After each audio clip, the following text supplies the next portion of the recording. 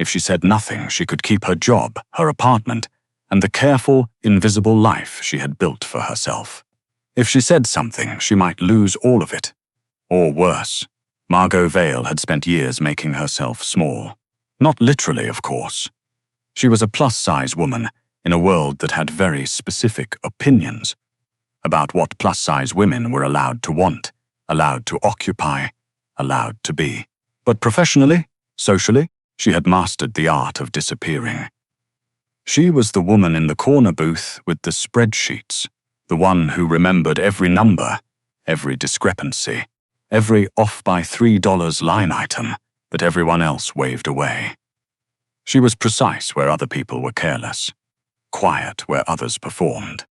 And at Castellano's, the most expensive private dining establishment in downtown Vancouver, she had found the perfect place to be invisible. The restaurant was 3 floors of dark wood paneling, white tablecloths, and the kind of silence that costs money. The kitchen ran on fear and precision. The front of house ran on theatre.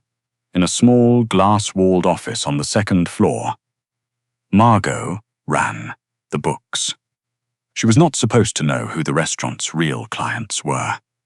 She was not supposed to ask. She was hired to reconcile accounts, manage supplier invoices, and produce monthly reports that were clean, crisp, and never late.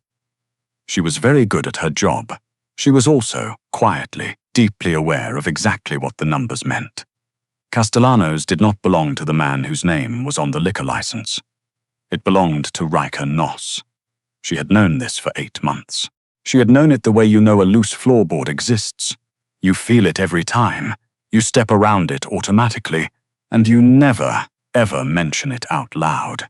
Riker Noss was 41 years old. He was 6'2" and wore dark suits the way other men wore armor. His name appeared on nothing. His face appeared in no promotional materials, no staff directories, no reservation system. He came to Castellano's twice a month, always on a Tuesday, always in the same corner booth on the 3rd floor, always with 2 men who stood by the door and did not eat. Margot had seen him from a distance 4 times. Close enough to notice the grey at his temples. Close enough to notice that the room changed when he walked into it, the way sound dims before a storm. She intended to keep it to him. She intended to keep it that way. The night everything changed was a Thursday in November, and it started with a spreadsheet that did not add up. Margot was the last person in the building. She often was. The kitchen staff left around 11. The front of house cleared out by midnight. The general manager, a brittle man named Dorset who wore too much cologne and took credit for other people's work, had left at 10:30 after telling her to wrap it up soon. She had smiled and nodded and gone back to her laptop. The discrepancy was small. 3 transactions, totaling just under $40,000, processed through a supplier account she didn't recognize. The account number looked right at first glance, but Margot didn't work in first glances. She worked in 3rd and 4th ones, in the spaces between numbers where other people stopped looking. She cross-referenced the supplier code against every invoice she had on file. Nothing matched. She ran it through the reconciliation log. Nothing matched there either. She sat back in her chair and looked at the ceiling and thought about what it meant to find $40,000 going somewhere it wasn't supposed to go, in an establishment owned by a man like Riker Noss. The smart thing, the safe thing, was to document it, flag it to Dorset in the morning, and let someone else decide what it meant. She was halfway through drafting it. That email when she heard footsteps on the stairs. Not the heavy, deliberate footfall of security making rounds. These were quick and quiet, almost careful. She minimized her screen out of habit and turned off her desk lamp. The office was glass on one side, visible from the corridor, and she had learned early on that invisibility in this place was a choice you made before people noticed you, not after. Through the glass, she saw 2 men in the corridor. One of them was Dorset. He was not supposed to be here. He had left 90 minutes ago, and he had his coat on. And he was standing very close to a man. Margot had grey-jacketed, the kind of face that seemed designed to be forgotten. They were not speaking loudly. They were speaking the way people speak when they believe themselves alone. Margot understood, in that moment, the particular calculus of dangerous knowledge. She was not supposed to have it. She had not asked for it, but it was hers now, and there was no giving it back.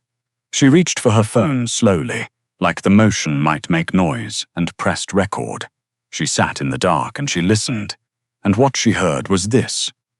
Dorset had been siphoning money from Castellanos for almost a year, not from the daily revenue. That would have been caught too quickly.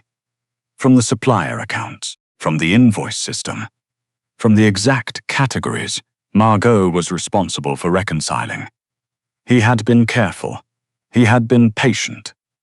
And he had a buyer lined up for the information he'd been skimming, not the money itself, but the proof of what he'd found in the books, proof of something much larger, something that connected Castellano's accounts to two other businesses and a name that Dorset said in a low voice, almost swallowed by the corridor, but not quite Noss. Dorset was selling evidence of Riker Noss's financial infrastructure to someone who wanted to use it, someone who was not the police. The grey-jacketed man said a name Margot didn't recognize. He said a dollar figure she felt in her chest. He said Tuesday, which was 4 days away.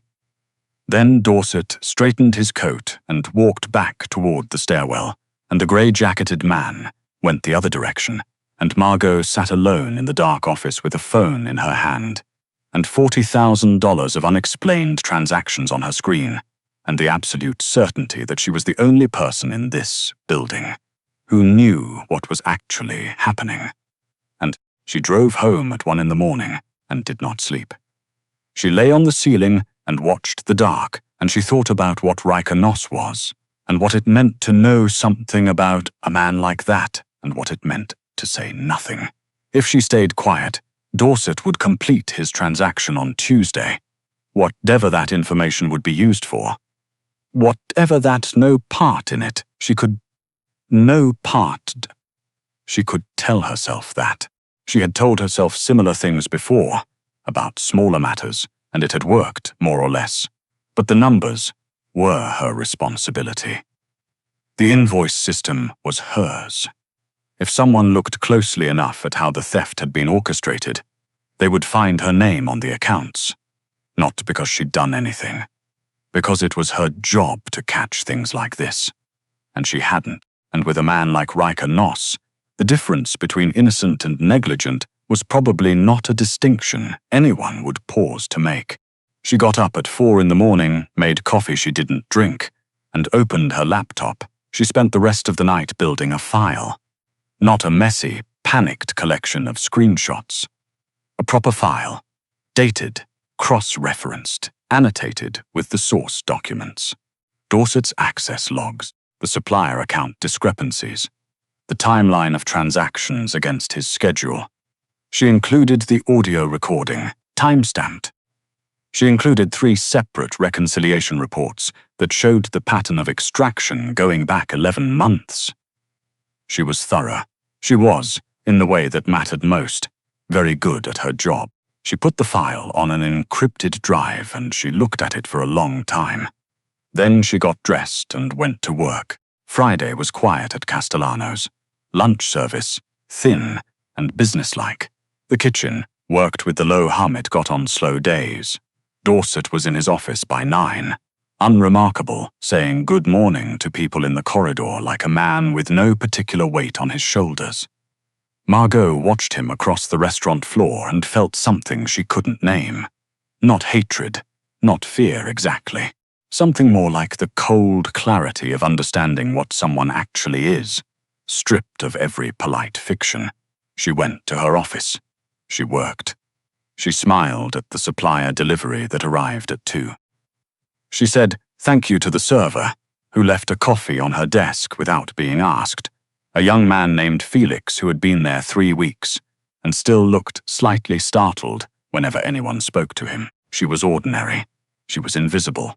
She was so deeply, completely unremarkable that no one who looked at her that day would have guessed she was carrying an encrypted drive in her coat pocket with the capacity to dismantle at least 3 people's lives. Saturday, she spent rereading the file. Sunday, she spent very carefully not thinking about Monday. Monday arrived anyway, the way Mondays always do, without apology, without preamble. Right on schedule. She got to Castellano's at 8.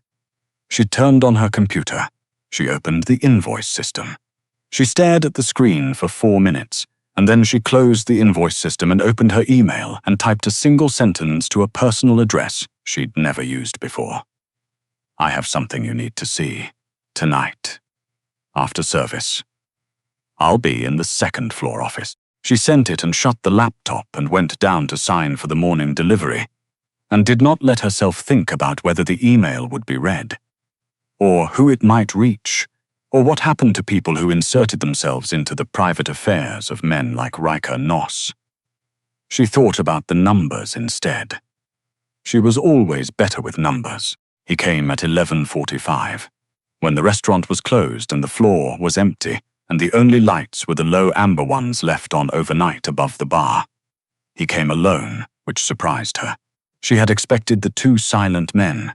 She had not expected Riker Noss to come himself, or to come without an entourage, or to knock on the glass of her office door like a person asking permission to enter. She said, "Come in." He was taller in person than distance had suggested.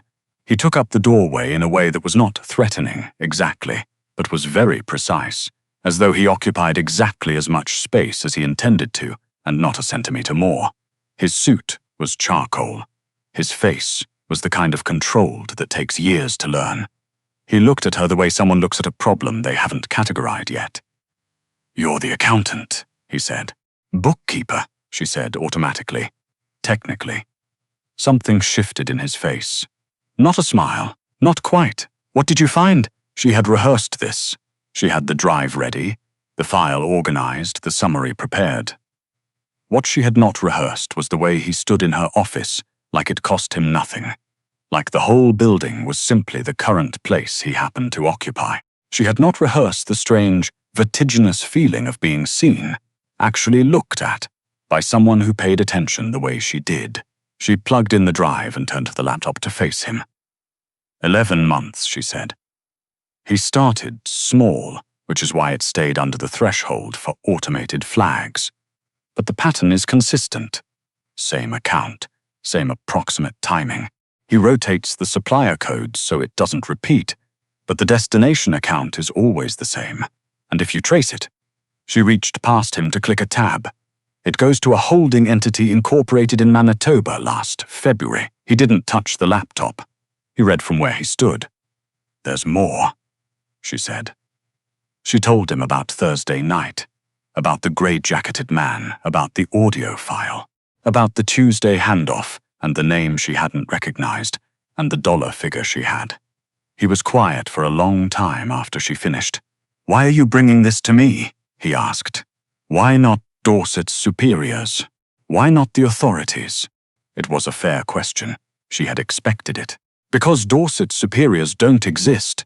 He reports directly to your management layer, and you and I both know that isn't actually public information." She watched his face carefully. "And because the people he's selling to aren't the kind of problem the authorities solve for someone like me." Another silence, different in quality from the first, was, "You know what I am," he said. Not a question. "I know what the numbers say," she said. "I don't ask other questions." He looked at her for long enough that she felt the particular discomfort of being assessed by someone very smart who hadn't decided anything yet. She didn't look away. She had not come this far to look away. "Your name," he said. "Margot Vale."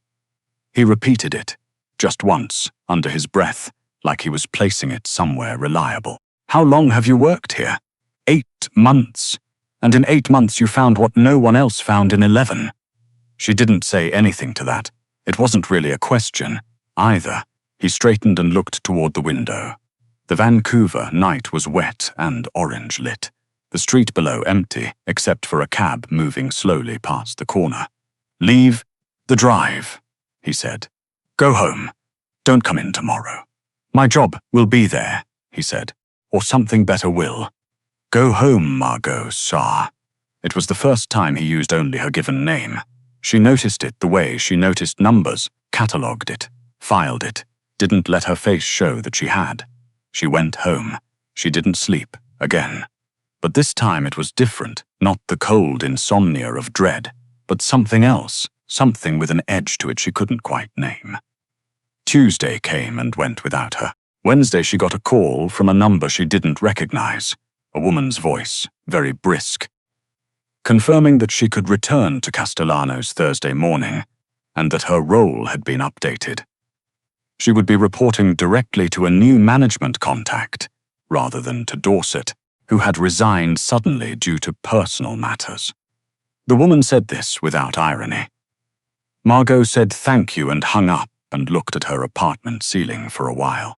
Thursday morning she arrived at 8. Her office was exactly as she'd left it. Her laptop was on. Her coffee was already on her desk. Not from Felix this time, but from someone she didn't recognize, who nodded at her from the corridor without making eye contact. At 9:45, Riker Noss walked through her door again.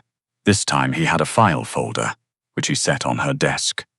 I need someone to audit 2 other properties, he said. The arrangement would be different from your current contract. The scope is broader. So is the compensation. He paused, and the expectation of discretion. She opened the folder. She looked at the numbers. These are significantly wrong, she said. Yes, he said. That's why I need someone who finds things. She looked up. He was watching her with that same quality of attention she'd noticed Monday night. Focused, entirely present, with no performance in it, no charm offensive, no attempt to make the offer seem smaller or more palatable than it was. He was asking her to do something that required trust, and he was asking her knowing she understood exactly what that meant. I'd want a proper contract, she said. Documented scope, defined deliverables.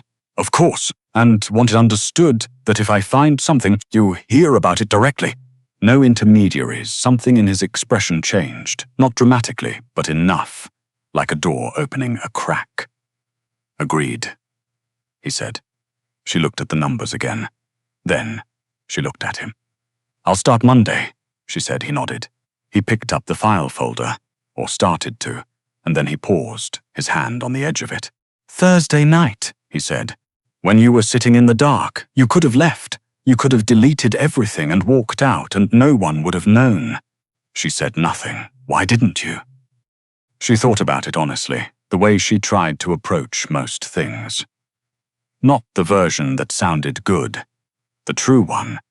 Because the numbers were mine, she said. They were my responsibility, and I don't leave things unfinished. He looked at her for a moment longer than necessary.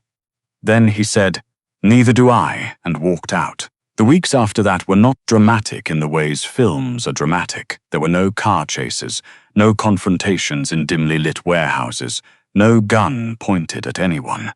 What there was, a great deal of work, long evenings in a different office, one in a building she'd been given access to, on the 4th floor of something that was officially registered as a property management company, and was, she understood now, one of 4 such buildings.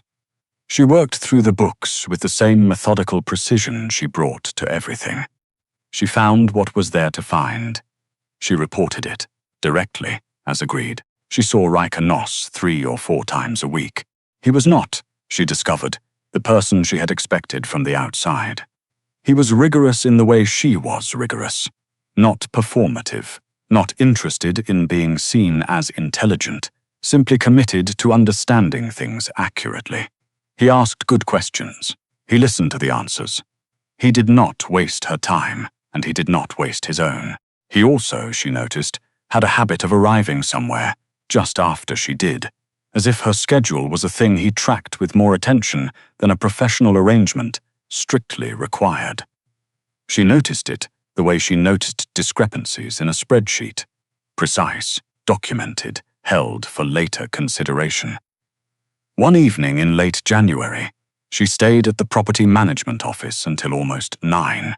The building was quiet, most of the other staff gone, and she was finishing a reconciliation that had been bothering her for 2 days. A series of transactions that were technically within range, but felt wrong in the way that things sometimes feel wrong before you can prove they are. She heard his footsteps in the corridor. She knew them by now, the particular cadence, and he appeared in the doorway with 2 cups of coffee from somewhere decent, which he set on her desk without ceremony. "You found something," he said. "Maybe," she said. "It's subtle. Show me." She turned the laptop. He came around the desk to see, closer than he usually stood, and she walked him through it the same way she always did, methodical and precise. He followed. He asked 2 questions, both of which were the right ones. She felt the warmth of the coffee beside her and the unusual quality of his presence at this proximity. Not uncomfortable. The opposite of uncomfortable. "There," he said, pointing at the same line she'd been returning to. "Yes," she said. Neither of them moved for a moment. Margot, her name, just the name, the way he sometimes said it. Like placing something important on a high shelf, she looked up. "I want you to know that this," he gestured between them very briefly, "is not part of the professional arrangement. Whatever I'm about to say exists entirely outside of that." She waited. "I think you are the most precise person I have ever met," he said. "And I don't mean that as a professional observation." She looked at him for a moment. Then she looked back at the screen. "I think you're the only person I've ever worked with who actually reads the footnotes," she said. He laughed. It was brief and quiet, and it changed his whole face. "Is that a response?" he asked. "It's data," she said. "I'll let you interpret it." He reached over and closed her laptop very gently, in a way that was clearly an act of decision rather than impulse. "Come have dinner with me," he said. "Not here. Not about the audit." She thought about it for exactly the amount of time it deserved, which was not very long. "Okay," she said.